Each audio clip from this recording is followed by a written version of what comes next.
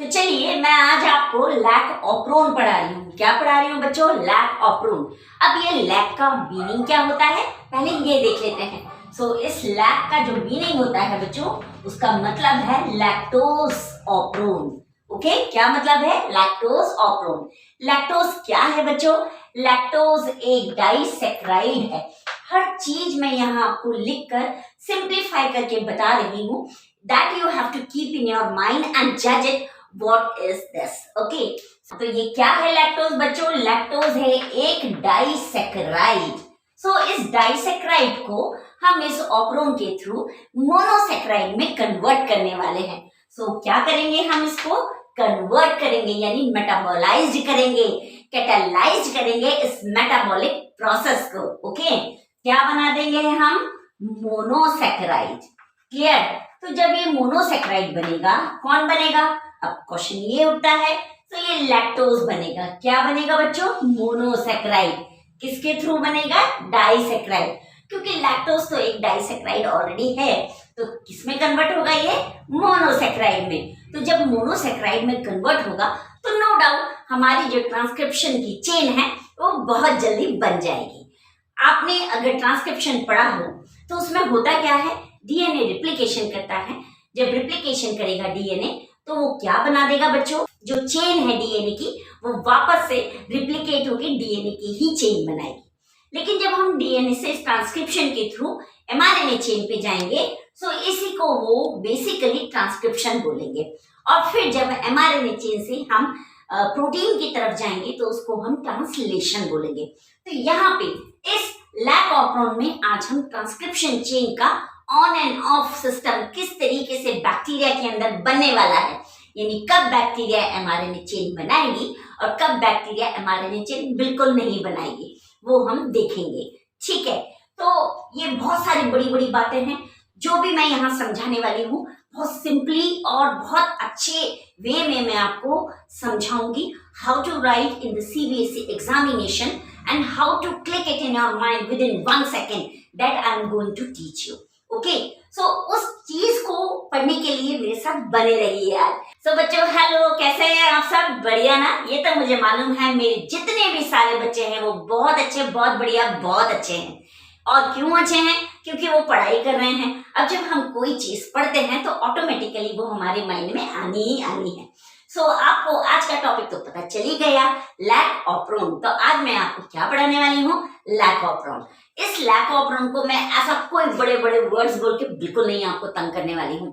Simple सोवर बताऊंगी how to write it in the examination. Means हम ये बोल सकते हैं कि पैराग्राफ वाइज आपको डिस्क्रिप्शन नहीं करना पड़ेगा। सब कुछ हम इसी डायग्राम में पढ़ने वाले हैं। तो डायग्राम मैं अभी यहाँ पे बनाऊंगी और आप लिटरली बहुत खुश होंगे उस डायग्राम को देख के। तो देखिए, मैंने इस बोर्ड को रब कर दिया। अब मैं डायग्राम बना रही हूँ। इस डायग्राम को आप बाय हार्ट याद कर लीजिएगा और यही बना के आइएगा। और एक एक चीज हम यही लिखेंगे, यही पढ़ेंगे, इसी में सीखेंगे।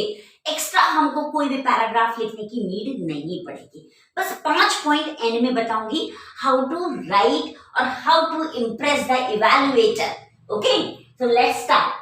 सबसे पहले हम एक बेसिकली जब हम लैक ऑप्रोन पढ़ रहे हैं तो नो डाउट सबसे पहले साइंटिस्ट का नाम आना चाहिए कि इसको किसने बनाया, बट वो मैं आपको एंड में बताऊंगी। ठीक है, तो चलिए मैं एक लैक ऑप्रोन की चेन बना रही हूँ। यहाँ पे इसको अच्छे से देखिएगा, ये आपकी एनसीईआरटी की बुक में भी है, चेन एज इट इज। ठीक है, ये मैंने क्या लिया? ये मैंने बेसिकली एक स्ट्रक्चरल जीन ली है। किसकी ली है? बैक्टीरिया की डीएनए की एक छोटी सी पॉलीसिस्टोनिक स्ट्रक्चरल जीन ली है। ठीक है, बैक्टीरिया है तो पॉलीसिस्टोनिक, और बच्चों अगर ये यूकैरियोट्स होता तो मोनोसिस्टोनिक, ये आप सब जानते हैं। ठीक, यहाँ पे इस स्ट्रक्चर जीन का एक प्रमोटर होगा। ओके, इस प्रमोटर का एक इनहिबिटर भी होगा। यानी मैं ये बोल सकती हूँ कि ये जो इनहिबिटर है इसका एक प्रमोटर होगा। रोकने वाले के लिए भी एक प्रमोटर चाहिए कि अब तो रोक, अब तो चल। ओके, फिर से एक आपको प्रमोटर मिलेगा और उसके बाद एक ऑपरेटर मिलेगा। तो ये एक ऑपरेटर है, ये ऑपरेटर है, यानी ये स्ट्रक्चर जीन से बोलेगा कि अब तू ट्रांसक्रिप्शन कर, एमआरएनए चेन बना, और कब तू ना बना ये भूलने वाला है। ठीक है, देन हम इसको थोड़ा सा और लेंदी कर लेते हैं। ये ना हमारा स्ट्रक्चरल जीन का स्ट्रक्चर, ठीक है। अब मैं इसको 3 पार्ट में डिवाइड करती हूँ, एक Z, एक Y और 1S A। क्लियर? ये आपको लैक ऑपरोन का पॉलीसिस्टोनिक स्ट्रक्चरल जीन है। सारी चीजें एज इट इज हम इस पे लिखते भी जाएंगे। सो ये क्या है बच्चों? Structural gene. स्ट्रक्चरल जीन आप भी ऐसा ही लिखिएगा। सो आपको अलग से पैराग्राफ लिखने की नीड नहीं पड़ेगी। अब ये जो स्ट्रक्चरल जीन है जो बेसिकली ट्रांसक्रिप्शन करेगी, एमआरएनए चेन बनाएगी, उसका अपना एक ऑपरेटर है, इस ऑपरेटर का अपना एक प्रमोटर है, ओके, और इस ऑपरेटर का एक इनिबिटर भी है। यानी ये जो इनिबिटर है वो ये बोलेगा अब चेन बन, अब चेन रुक, ओके, और इस इनिबिटर का अपना एक फिर से प्रमोटर। क्लियर? सो ये आई क्या है बच्चों? ये आई यहाँ पे है रेगुलेटर। हम क्या लिखे इसको? रेगुलेटर और रिप्रेसर, रिप्रेसर और इनिबिटर, इनिबिटर। सो ये आई से आप इनिबिटर याद रख सकते हैं, यानी ये सबको स्टॉप कर रहा है।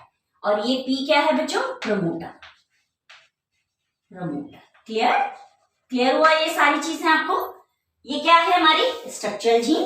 स्ट्रक्चरल जीन का एक ऑपरेटर है, तो इसको भी लिख देती हूं मैं यहाँ पे, ऑपरेटर। क्लियर हो गई सारी चीजें? I think so clear. Okay, then इस ऑपरेटर का अपना एक प्रमोटर, देन इस ऑपरेटर को रोकने वाला एक इनिबिटर यानी रेगुलेटर यानी रिप्रेसर, और इस इनिबिटर को फिर से स्टार्ट करने वाला एक प्रमोटर। ओके, अब ये इनिबिटर क्या करेगा बच्चों? ये इनिबिटर एमआरएनए की चेन को रोकेगा, एमआरएनए की चेन को रोकेगा। और क्यों रोकेगा? स्ट्रक्चरल जीन से बोलेगा कि मैं तुझको परमिशन नहीं देता कि तू एमआरएनए की चेन बना। क्लियर? अब इस एमआरएनए की चेन को रोकने के लिए हम क्या लगाएंगे? एक रिप्रेसर यानी इनिबिटर। और कहाँ लगेगा ये इनिबिटर? चेन तो भाई स्ट्रक्चरल जीन बनाएगा, यानी ये Z बनाएगा, Y बनाएगा, A बनाएगा। सो जब चेन यहां बनेगी तो इस ऑपरेटर को नीड तो पड़ेगी, तो जिस ऑपरेटर को ही ये रोकेगा, यानी ये जो रिप्रेसर है बच्चों, ये क्या करेगा? इस ऑपरेटर पे जाके बाइंड हो जाएगा। ओके, जब इस पे बाइंड होगा तो ऑटोमेटिकली जो आरएनए पॉलीमरेज एंजाइम है वो palindromic sequence of structural gene पे नहीं लगेगी। जब वो नहीं लगेगी तो एमआरएनए चेन भी नहीं बनेगी। ओके, तो ये क्या कर दिया इसने? यहाँ पे ऑपरेटर पे, ये जो इनिबिटर था ऑपरेटर पे लग गया और उसने एमआरएनए चेन को स्टॉप कर दिया। ओके, तो हम क्या लगाएंगे यहाँ पे? Repressor binds with the operator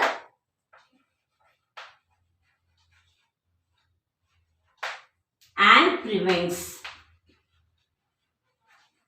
the mRNA chain and prevents the RNA polymerase enzyme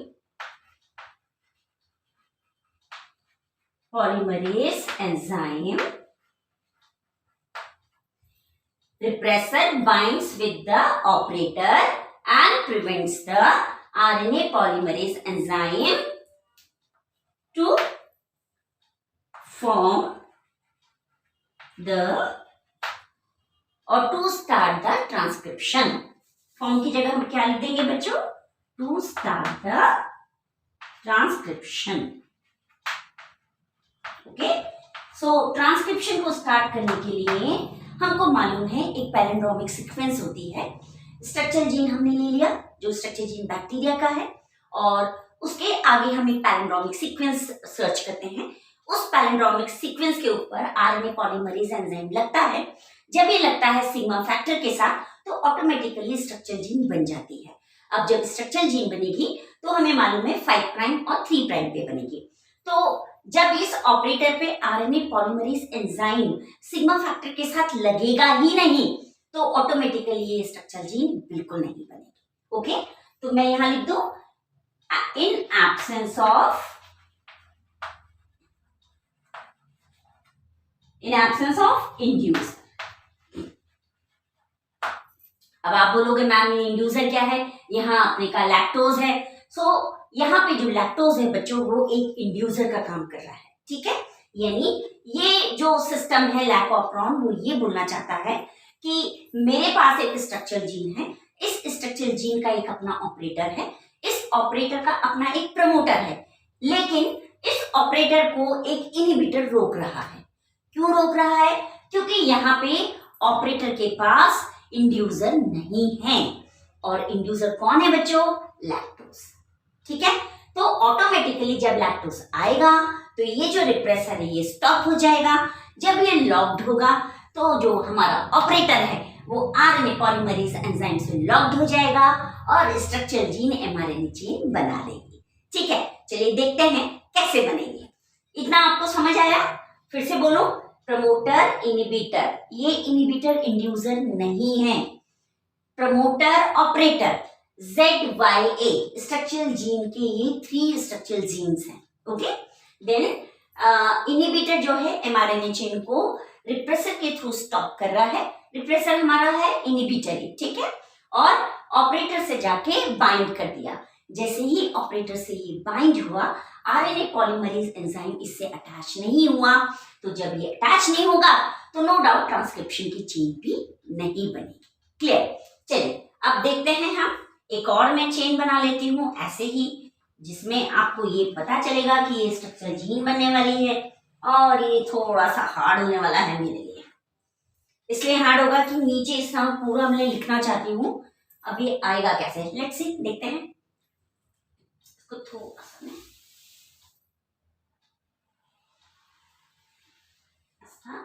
thin कर देता हूँ, ठीक है। अब यहाँ देखिए ये हो गया आपका प्रमोटर, इस प्रमोटर का ये इनहिबिटर, और मींस इनहिबिटर का प्रमोटर, ठीक है ना। देन फिर से प्रमोटर एंड देन फिर ऑपरेटर। अब आपके आगे आएंगे ये Z, ये Y and this is genes. और ये क्या है बच्चों? Structural gene that we know very well, okay. अब यहाँ पे ये एब्सेंस ऑफ इंड्यूसर था, तो यहाँ पे क्या हो जाएगा बच्चों? In presence of inducer, okay. अब हम यहाँ पे इंड्यूसर को प्रेजेंट कर रहे हैं, ठीक है। तो किस पे प्रेजेंट करेंगे? बट ऑब्वियस है इनहिबिटर पे ही लगाएंगे। जैसे ही इनहिबिटर पे लैक्टोज और एलोलैक्टोज लगेगा, लैक्टोज का एक सब्स्टिट्यूट और है एलोलैक्टोज, वो दोनों इस इनहिबिटर पे लग सकते हैं, याद रखिएगा। तो इस इनहिबिटर पे जैसे ही लैक्टोज और एलोलैक्टोज बाइंड करेंगे, ऑटोमेटिकली ये ऑपरेटर से हट जाएगा, आरएनए पॉलीमरेज एंजाइम ऑपरेटर से अटैच होगी और हमको ये स्ट्रक्चरल जीन एमआरएनए चेन बना के दे देगी, ठीक है। तो चलिए लिखते हैं, ये हमको मालूम है क्या होगा बच्चों, ये एक छोटी सी एमआरएनए चेन है जिसको हम लेक एमआरएनए बोलेंगे। क्या बोलेंगे हम? Lake mRNA. क्लियर? क्यों? क्योंकि मैं लैक्टोज एमआरएनए चेन को बनाने वाली हूँ। क्लियर? अब इसके बाद क्या करूंगी मैं? इसके बाद मैं, आपको मालूम है ऊपर ये रिप्रेसर था, तो इस रिप्रेसर को मैंने यही लिखा। अब लास्ट में इस रिप्रेसर के ऊपर मैं इनहिबिटर लगा दे रही हूँ, सॉरी, अब लास्ट में इस रिप्रेसर के ऊपर मैं, अब लास्ट में ये देखिए यहां तक बिल्कुल सेम है, एमआरएनए चेन बनाई मैंने, एमआरएनए चेन पे केवल लैक्टोज लिखा है, ध्यान रखिएगा। देन ये रिप्रेसर एज इट इज बनाया। अब मैं इंड्यूसर यहाँ पे इंट्रोड्यूस करने जा रही हूँ। क्या कर रही हूँ? इंड्यूसर को यहाँ पे इंट्रोड्यूस कर रही हूँ, तो ऑटोमेटिकली ये इनएक्टिव होगी। कौन इनएक्टिव होगा? रिप्रेसर, ठीक है। सो यहाँ पे क्या कर दूं मैं? इंड्यूसर, आगे इंड्यूसर, और ये क्या हो गया बच्चों? Inactive, inactive repressor. बहुत छोटा छोटा लिख रही हूं क्योंकि यहाँ पे स्पेस नहीं है, ओके। अब मुझे यहाँ पे चेन लिखनी है और यहीं पे आपको सब बताना है, इसलिए ये प्रॉब्लम आ रही है। तो क्लियर हुआ? अब ये इसके ऊपर ऑपरेटर से बाइंड नहीं होगा, तो मुझको फाइनली स्ट्रक्चरल जीन मिल गया, मेरा एमआरएनए चेन मिली, ट्रांसक्रिप्शन कंप्लीट हुआ। तो यहाँ पे क्या लिख दो? ट्रांसक्रिप्शन।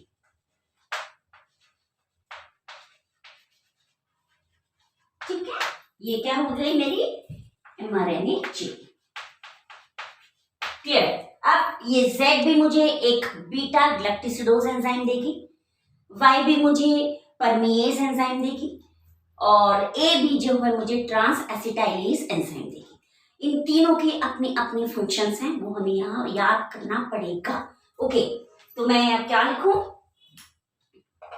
Z जो है मुझे क्या देगी बच्चों? बीटा ग्लैक्टोसिडेज।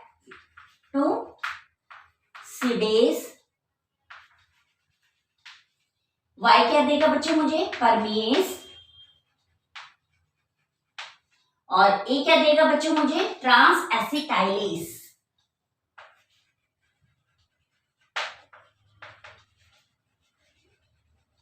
क्लियर? Trans acetylase. तो ये तीनों चीज आ गई मेरे ऊपर, यानी Z ने मुझे क्या बना के दिया? Beta galactosidase enzyme. Y ने मुझे क्या दिया? परमिएज एंजाइम। A ने मुझे क्या दिया? Trans acetylase enzyme. क्लियर? कैसे आया ये मेरे पास? मेरे इंड्यूसर के आते ही। इंड्यूसर कौन है बच्चों? लैक्टोज। कौन है? लैक्टोज। क्या है? डाइसेक्राइड। इसमें ब्रेकडाउन होगा बच्चों, यानी किसमें मेटाबोलाइज होगा? जल्दी बोलिए। मोनोसेक्राइड में। ओके, यानी जो मेरा इंड्यूसर है वो है लैक्टोज, जिसको Z जो मेरी एंजाइम है, स्ट्रक्चर जीन है, वो मुझे एक बीटा ग्लैक्टिसिडेज एंजाइम देगी जो लैक्टोज को बेसिकली डाइसेक्राइड को ग्लैक्टोज एंड ग्लूकोज में ब्रेक डाउन करेगा। ठीक है। सो परमिएज क्या करेगी बच्चों? परमिएज बेसिकली बीटा ग्लैक्टिसिडेज एंजाइम को सेल के अंदर एंट्री देगी और बोलेगी आ जाओ। ओके, तो चलिए बच्चों, मैं इसमें यहीं पे नीचे कोशिश कर रही हूँ थोड़ा बहुत लिखने की। सो ये देखिए बच्चों, जो ये स्ट्रक्चर Z जीन है, इसने मुझे बीटा ग्लैक्टोसिडेज एंजाइम दिया, जिसने लैक्टोज को किसमें तोड़ना है बच्चों? ग्लैक्टोज और ग्लूकोज में। ठीक है, इन दोनों में ये ब्रेक डाउन कर देगी। आप ऐसे ही लिखिएगा तो आपको मार्क्स मिलेंगे। और ये परमिएज क्या करेगी? परमिएज बेसिकली एंट्री देगी, बीटा ग्लैक्टिसिडोज को अंदर ले आओ। So entry in the cell, entry into the cell कर दीजिए आप, एंट्री इनटू द सेल। किसकी एंट्री बच्चों? इस बीटा, किसकी एंट्री बच्चों? इस बीटा ग्लैक्टोसिडेज एंजाइम की एंट्री। क्यों? क्योंकि जब तक ग्लूकोज और ग्लैक्टोज नहीं होगा तो जो हमारा बैक्टीरिया है वो अपनी इस mRNA चेन को बनाने में प्रॉब्लम क्रिएट करेगा, यानी उसको एनर्जी तो चाहिए ना। तो एनर्जी लेने के लिए ये परमिएज एंजाइम सेल को एंट्री करने देगी सेल के अंदर बीटा ग्लैक्टिसिडोज एंजाइम की। और ट्रांस एसिटाइलेज नो फंक्शन।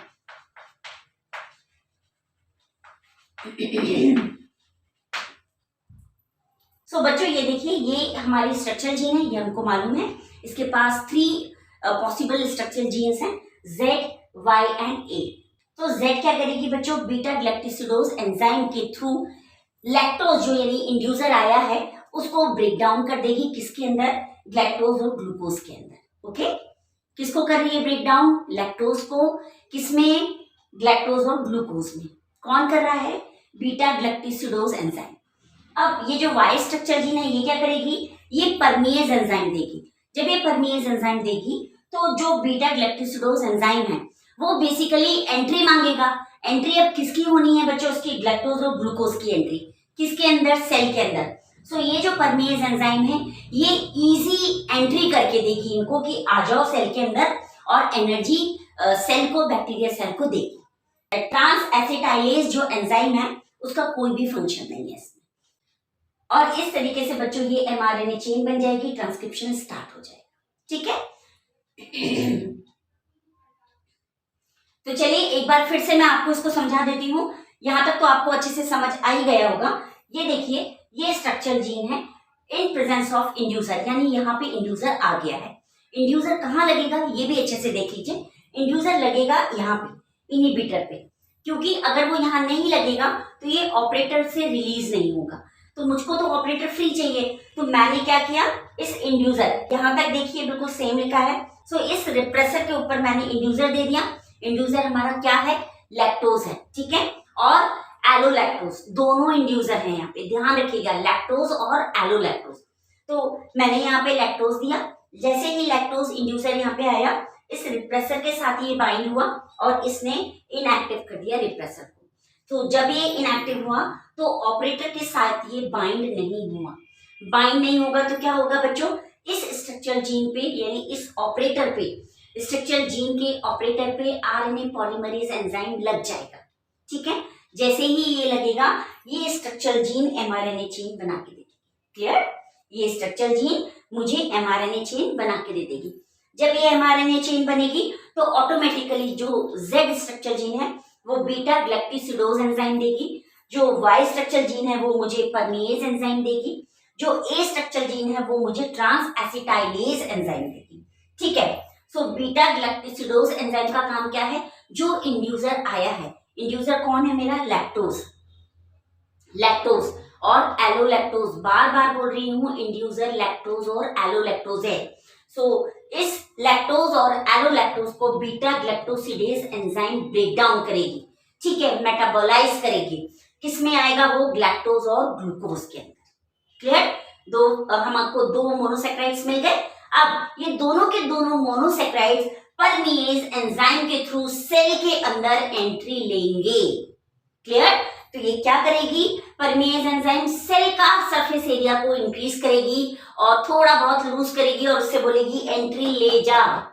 कौन आएगा अंदर, ग्लैक्टोज और ग्लूकोज। क्यों, क्योंकि उसको एनर्जी चाहिए बैक्टीरिया को एमआरएनए चेन और ट्रांसक्रिप्शन करने के लिए, इसीलिए। ठीक है, और लास्ट जो मेरा ए स्ट्रक्चरल जीन है वो ट्रांस एसिटाइलेज एंजाइम देगा, लेकिन इसका कोई भी फंक्शन नहीं, नो फंक्शन। तो इस तरीके से आप पैराग्राफ के ऊपर जाने से अच्छा यहीं पे सब लिखिए, इसी डायग्राम में सब लिखिए। अगर आप इसी डायग्राम में सब लिखते हैं तो नो डाउट आपको एक भी पॉइंट पैराग्राफ वाइज लिखने की नीड नहीं है। क्लियर, अब जो मेन इंपॉर्टेंट चीजें यानी 5 और 4 पॉइंट्स हैं वो तो हमको बेटा पैराग्राफ में लिखना ही पड़ेगा। या तो आप इसको स्टार्ट करने से पहले लिखिए या इसको लिखने के बाद लिखिए। ठीक है, चलिए बच्चों, अब मैं आपको सिंपल 4 और 5 पॉइंट्स बताती हूँ जो इस डायग्राम के साथ अगर आप लिखते हैं तो आपका एक भी मार्क्स कटने नहीं वाला है। ठीक है, और ये एक इंपॉर्टेंट पॉइंट्स हैं, सिंपल फॉर्म में आप लिखिए, कोई जरूरत नहीं है पैराग्राफ वाइज जाने की। क्लियर, सो फर्स्ट पॉइंट अगर हम देखें तो आप लिखिएगा लैक्टोज और एलोलैक्टोज। ठीक है, एलोलैक्टोज, ये दोनों क्या हैं बच्चों, ये दोनों सबस्ट्रेट हैं। किसके सबस्ट्रेट हैं, सबस्ट्रेट हैं, किसके सबस्ट्रेट हैं बच्चों, बीटा ग्लैक्टिसिडोज एंजाइम के। तो यहां पे लिख दो किसका सबस्ट्रेट है, बीटा ग्लैक्टोसिडेज एंजाइम के। क्लियर, बीटा ग्लैक्टोसिडेज एंजाइम के ये सबस्ट्रेट हैं और इसीलिए हम इनको क्या बोलेंगे, इंड्यूसर। क्या बोलेंगे बच्चों, इंड्यूसर। पहला पॉइंट सबसे इंपॉर्टेंट पॉइंट है। सेकंड पॉइंट ये है, ये एक पॉलीसिस्ट्रॉनिक स्ट्रक्चरल जीन है, स्ट्रक्चरल जीन है। और कौन सी 3 जीन्स हैं इसके पास बच्चों, ZYA। इस पॉलीसिस्ट्रॉनिक स्ट्रक्चरल जीन का एक ऑपरेटर है, इस ऑपरेटर का एक प्रमोटर है। ठीक है, अब इस ऑपरेटर का एक इनहिबिटर है और इस इनहिबिटर का भी एक प्रमोटर है। क्लियर, सो ये एक क्या है, पॉलीसिस्ट्रॉनिक स्ट्रक्चरल जीन। अब इस पॉलीसिस्ट्रॉनिक स्ट्रक्चरल जीन के जो 3 मेन जीन्स हैं ZYA। क्लियर, थर्ड पॉइंट, भाई साइंटिस्ट कौन है इनका, वो भी तो आना चाहिए, उसके बिना कैसे काम चलेगा। तो Jacob and Monod, Jacob and Monod ये इसके साइंटिस्ट हैं, फ्रैंकोइस, जैकोब एंड जैक्यूब मोनोड। मैंने फुल नेम नहीं लिखा क्योंकि स्पेस नहीं है। क्लियर, अब फोर्थ इंपॉर्टेंट पॉइंट क्या है, फोर्थ इंपॉर्टेंट पॉइंट है नेगेटिव और पॉजिटिव फीडबैक। ठीक है, अगर मैं नेगेटिव बोलूं, नेगेटिव फीडबैक कौन देगा, जल्दी बताइए। बिल्कुल सही बोला आप लोगों ने, कौन देगा, इंड्यूसर, नो, इनहिबिटर। क्लियर, कौन है, इनहिबिटर यानी रेगुलेटर। क्लियर, और जो 5th पॉइंट है वो है पॉजिटिव फीडबैक। और वो कौन देने वाला है, जल्दी बोलिए, वो कौन देगा, इंड्यूसर। इंड्यूसर यानी लैक्टोज, लैक्टोज यानी एलोलैक्टोज। क्या है ये, सबस्ट्रेट। किसके हैं, बीटा ग्लैक्टिसिडोज एंजाइम के। क्या करेंगे, ऑप्रोन सिस्टम को स्विच ऑन एंड ऑफ करेंगे, किसके साथ मिलके, नेगेटिव फीडबैक यानी इनहिबिटर के साथ मिलके। क्लियर। सो देखा आपने किस तरीके से इस पूरे स्ट्रक्चर को मैंने यहीं पे सॉल्व कर दिया है। अगर आप इस तरीके से एग्जाम में लिखेंगे सो आपको एक भी पैराग्राफ वाइज लाइन लिखने की नीड नहीं है and you will get full marks and it's my guarantee because I am evaluator also. Evaluation पे कॉपी चेक करने जाती हूँ भाई, है ना, जब पढ़ाती हूँ तो जाऊंगी भी, तो जब जाती हूँ तो फिर मैं आपको बोल रही हूँ, क्योंकि सीबीएसई भी यही बोलता है diagram wise if students are explaining anything you can give the full marks. Only the difference is that कि जो कीवर्ड्स हैं वो बच्चे ने लिखे हैं कि नहीं। So all the keywords which are present in this lac operon I have written over here. Only you have to identify this and complete this in your mind and write in your main examination. और जो बच्चे NEET की तैयारी कर रहे हैं, यानी मैंने अपना एक डायरेक्ट तो बोला नहीं, यही है नीट पेपर का पंचनामा। क्यों है पंचनामा, क्योंकि हमको नीट के 2024 के 5th में के पेपर में 360 मार्क्स फुल लेके है आना। सो उसके लिए ये सबसे इम्पोर्टेंट स्ट्रक्चर है। आपके 2023 के नीट के पेपर में ये एज इट इज आया था, जिसमें उन्हें स्ट्रक्चरल जीन की मैचिंग दी थी और जेड की मैचिंग दे दी थी परमीएज के साथ, वाई की मैचिंग दे दी थी बीटा ग्लैक्टिसिडोज के साथ, और ए की मैचिंग ट्रांसएसिलेटेज के साथ ही दी थी। आपके G5 सेट में आपको मिल जाएगा, एज इट इज सारे सेटों में मिलेगा। सो ये मोस्ट इंपॉर्टेंट है आपकी सीबीएसई के लिए भी और आपके नीट के लिए भी, ठीक है। सो आई होप कि आपको मैंने बहुत अच्छे से समझाया है और आपको समझ भी बहुत अच्छे से आया होगा। क्लियर। तो प्लीज मेरे चैनल को लाइक करें, शेयर करें, सब्सक्राइब करें और मोटिवेशन देना बिल्कुल ना भूलें। Okay, thank you and have a nice day.